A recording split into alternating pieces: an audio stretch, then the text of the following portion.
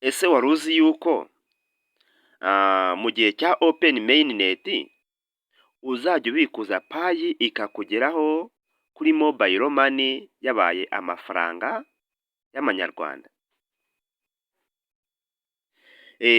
Icyo usabwa rero nta kindi, ugiye gukurikira aya makuru witonze ntiwihute kugira ngo nawe umenye uko uzajya ubigenza kugira ngo nawe uzajye ubikuza amafaranga yawe akugereho kuri Mobile Money nta kindi kintu ukoze.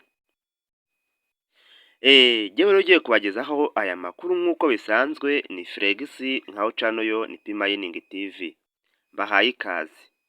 We mushyashya rero kuri uyu muyoboro, ukande subscribe, ukande no kunzogera kugira ngo ikiganiro cyacu kijye kikugeraho igihe cyose tucyaprodinze. Nawe rero wamaze gukanda subscribe, turagushimiye, iki kiganiro niwe tugikoreye. Mbahaye ikaze. Amakuru yacu rero uyu munsi tugiye kuyatangira tureba ukuntu tuzajya dufata amafaranga yacu twavunjishijemo payi akatugeraho ari amafaranga asanzwe. Ese tuzabigenza gute? Tuzabikora gute? Uyu munsi rero tugiye kureba ibyo tuzadukoresha, hanyuma abantu mwese nimwasanga uburyo bubanyuze mwandike muri komenti maze mbigishe amno ama exchange ukuntu azajya akora dufatanyije. Yes, amafaranga yawe ya Pi Network wamayininze wemerewe kuyafata kuri Mobile Money. Uzabigenza gute rero? Hano dufite ama exchange yamaze kulistinga Pi. Exchange ya mbere yalistinze Pi ni Binance. Hanyuma indi exchange ni OKX. Aya ma exchange rero nuyakoresha neza uzajya ufata amafaranga yawe kuri Mobile Money yambaye amafaranga ukeneye. Ushobora kuyafata ari amarundi nimba uri umurundi, ushobora kuyafata ari amanyarwanda igihe uri mu Rwanda, ushobora kuyafata mu buryo butandukanye bitewe n'igihugu uherereyemo. Icyo usabwa rero nta kindi ni ugukurikira iyi video paka irangiye, nawe ukamenya uko uzajya ubigenza mu gihe ukeneye kubikuza payi yawe. Aha ngaha uzajya urota wiryamiye uhita ubikuza.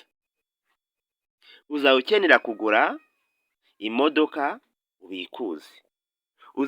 Serivisi yose uzakenera uzayikora kandi byoroshye. Aha rero ku bapayoners mukeneye gukoresha ano ma exchange, ku bantu mutazi gukoresha Binance ndetse n'abandi mutazi gukoresha OKX, murandika muri komenti maze dukore video part 2 kugira ngo mwese mumenye uko mwakoresha Binance mubikura ndetse n'uburyo muzakoresha OKX mubikura.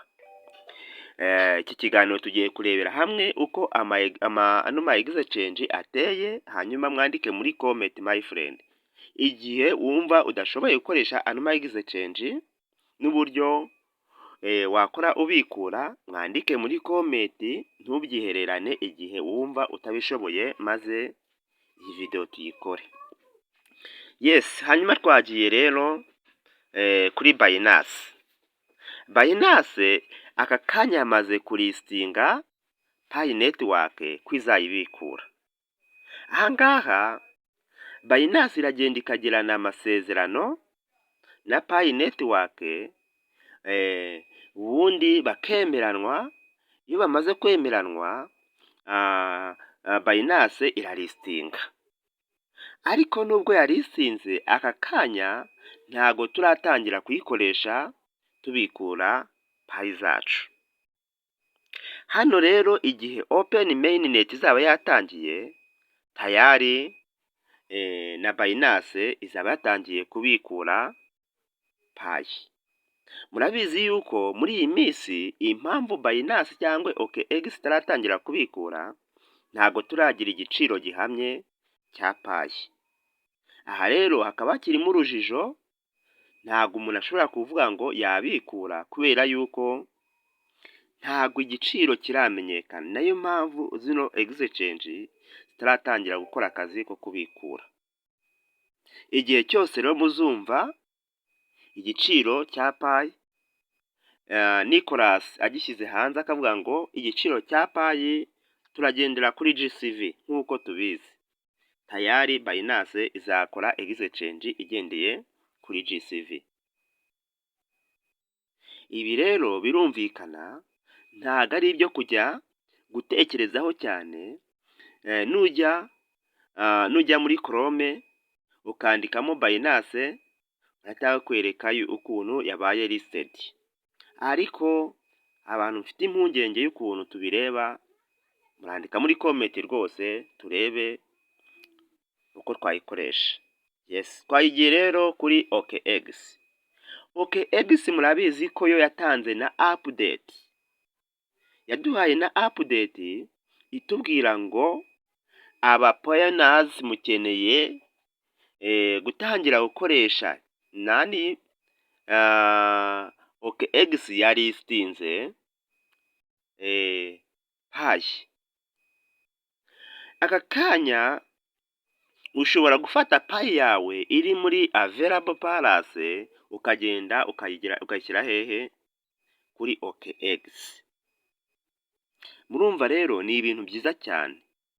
Nubwo Pi itarabona agaciro gahamye, igiciro kitarajya ku mugaragaro, dufite icyizere cy'uko igihe cyose izaba yabaye listed, yabaye open, yagiye ku mugaragaro, amasoko yafunguwe, nta mpungenge tuzaba dufite yuko tuzabura uko tubikuza Pi zacu.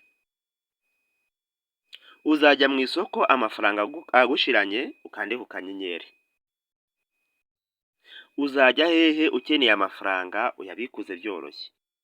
Hari abantu rero bibazaga ngo ese koko ko open mainnet igeze, ariko tukaba tutazi ukuntu tuzafata aya mafaranga. Abantu benshi cyane niko mutekereza, ushobora kuba ubizi uko uzabigenza, ariko ujye wibuka yuko hari abantu bari hasi ku ikoranabuhanga.